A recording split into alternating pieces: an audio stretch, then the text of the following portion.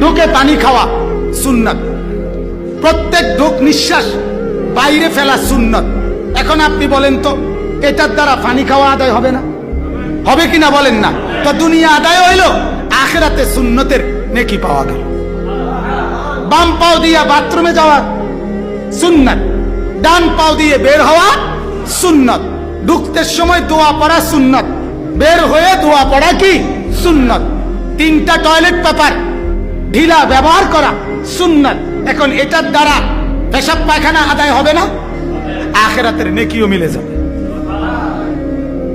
আখিরাতের কি মিলবে? তাহলে লাভ কিনা বলে? একই সাথে দুইটা কাজ করে কিনা? দুনিয়াও কাজ করে, একই সাথে আখিরাতও কাজ করে। বলেন আলহামদুলিল্লাহ। এটা হলো সুন্নতের বরকত। এটাই নবী বলছে, আবু সুফিয়ান আমি দুনিয়ার সম্মান আর আখিরাতের সম্মান একত্রে মিলাই আনছি, একত্রে একত্রে। আমার দিন মানলে, আমার সুন্নত মানলে, আমার তরিকা মানলে, আমার তরিকা মানলে দুনিয়াও মিলবে, আখিরাতও মিলবে। আমার চেহারা দুনিয়াতেও সৌন্দর্য, আমার চেহারা জান্নাতেও সৌন্দর্য। বলেন, আমার একেবারে দুই হাত জোড় করে বলি, কাউকে লজ্জা দেওয়ার জন্য না, সম্মানী অসম্মানী প্রত্যেক কাউকে সম্মান অসম্মান করা না। আমি শুধু এটা বুঝাইতে চাই, আমি স্পষ্ট বলতে চাই, এই পৃথিবীর প্রথম দিন থেকে আজকের এই দিন পর্যন্ত কোরআনের আলোকেও আছে, ঐতিহাসিক ভাবেও আছে।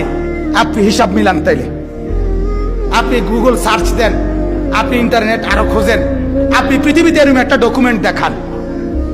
হ্যাঁ আছে, এরকম ঘটনা আছে।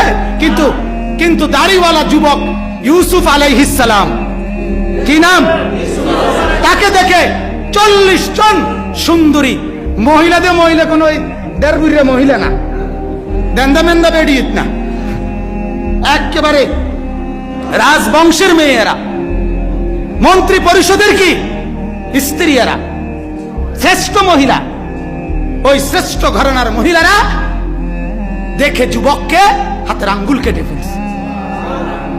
আল্লাহ নবীর স্ত্রী আয়েশা রাদিয়াল্লাহু তাআলা আনহা, এই ঘটনাকে স্মরণ করে হযরতে আয়েশা বলতেন, লাউ আহয়া যুলাইখা লা রাআইনা জাবিনাহু লা আতারনা বিতাকতিইস সুদুরে আলাল ইয়াদ।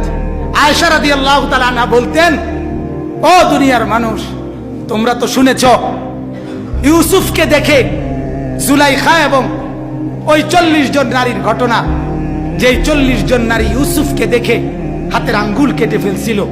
হযরত আয়েশা বলেন, ওরা যদি আমার স্বামী, আমার নবী